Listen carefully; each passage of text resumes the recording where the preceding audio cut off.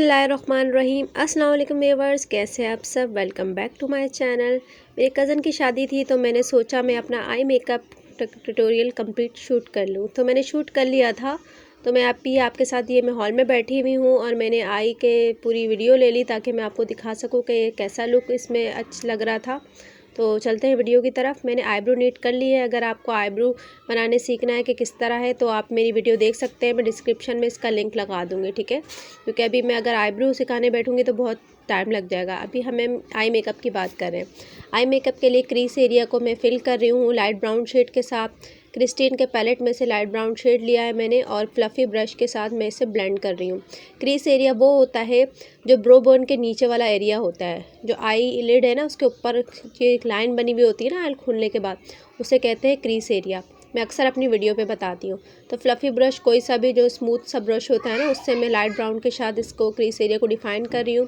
फिर उसके बाद मैं उसमें पिंक शेड, उसी के ऊपर पिंक शेड अप्लाई कर रही हूँ। पहले मैंने ब्राउन शेड अप्लाई किया, उसके बाद मैंने पिंक शेड से उसको डिफ़ाइन कर दिया। देखें पिंक शेड है ये, और ये मैं इसे डिफ़ाइन कर रही हूँ। ये मैंने अपने मैके में जाकर रिकॉर्ड की थी वीडियो, क्योंकि मेरे हस्बैंड नहीं जा रहे थे तो मैं अपनी अम्मी के साथ गई हूँ। तो मैं वरना घर पे रिकॉर्ड करती हूँ अपने सैलून में, पर मैंने वहाँ किया था, मुझे मुश्किल हो रही थी क्योंकि मेरे यहाँ पे रिंग लाइट भी नहीं थी। फिर उसके बाद मैंने ब्लैक शेड लगाया था कॉर्नर पे, आई कॉर्नर पे। तो फिर मैंने इसे कॉटन बड से थोड़ा सा वो कर दिया, ब्लेंड कर दिया, ताकि वो जो हार्ड सा लुक आ रहा था ना वो हट जाए। क्योंकि जो आई का मेकअप होता है ना वो बिल्कुल डिफ़ाइन होना चाहिए और ब्लेंड होना चाहिए। अब उसके बाद मैंने ये गोल्डन शेड है, ये शिमरी गोल्डन है, ठीक है, येलो टाइप।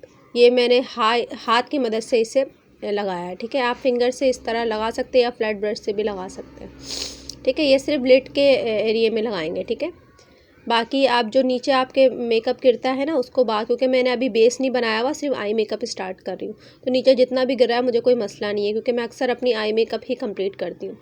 और एजेस के लिए मैंने इस बार टेप नहीं लगाया है, क्योंकि मैं इसे ना माइसलर वाटर से रिमूव कर लूँगी। तो टेप लगाने में ना फिर बहुत टाइम लग जाता है, और मुझे शादी में जाना था तो मैंने ये अलग से, अगर मैं वीडियो बना रही होती ना आप लोगों के लिए तो मैं टेप वगैरह लगा के आराम से बनाती, पर मुझे शादी में भी जाना था। तो फिर उसके बाद मैंने ब्रो बोन को ये हाइलाइटर जो मेरे पास होता है ना, आपको मैं अक्सर दिखाती हूँ वीडियो पे, उससे सिल्वर हाइलाइटर है, ये पिंकिश सा शेड है। इसको मैंने इनर कॉर्नर और ब्रो बोन को इससे डिफ़ाइन कर लिया। डार्क सर्कल एरिया में जितने भी डस्ट गिरे हैं ना उसको मैंने वाइप से साफ़ कर लिया है, ताकि जो भी डस्ट वगैरह गिरी है वो साफ़ हो जाए।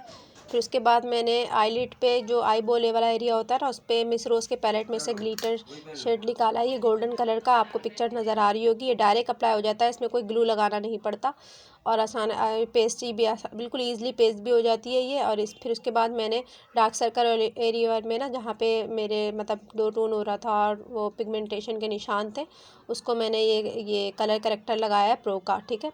उसके बाद मैं यहाँ पे ये कैरलॉन की टीवी पेन स्टिक है ना, ये मैंने अप्लाई की है, ठीक है।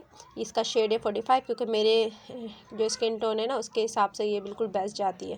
फिर उसे मैंने ब्यूटी ब्लेंडर को वेट करा पानी से। फिर उसके बाद ब्लेंड करने के बाद फेस पाउडर से सेट कर लेंगे। फिर मैंने लैशेस अप्लाई कर लिया है। फिर इधर उधर लग गया था मेरे पे ये कलर लग गया ना ब्लैक लाइनर लगाते हुए, इसे हम कॉटन बड से साफ़ कर लेंगे, थोड़ा सा गीला करके ना। इसकी मैं अलग से वीडियो बनाऊंगी, किस तरह हम मेकअप में जो इधर उधर लग जाता है ना लाइनर, वो हम कैसे साफ़ कर सकते हैं, वो मैं अलग से वीडियो बताऊंगी इंशाल्लाह।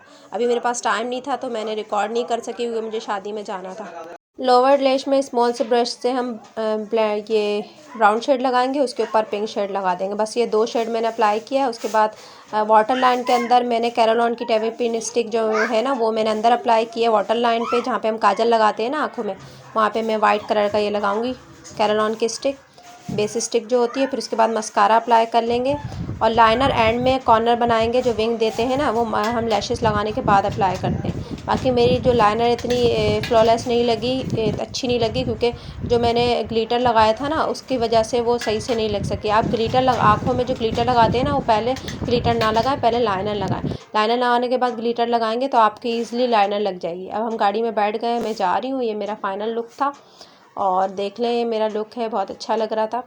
और ये जो हेयर स्टाइल है इसकी नेक्स्ट वीडियो में आपको बताऊंगी। क्या जो मैंने नेल्स लगाया है ना उसकी भी अलग से वीडियो बनाई है, आप लोग देख लें। मिलते हैं नेक्स्ट वीडियो में। अपना बहुत सारा ख्याल रखिएगा। अल्लाह हाफ़िज़।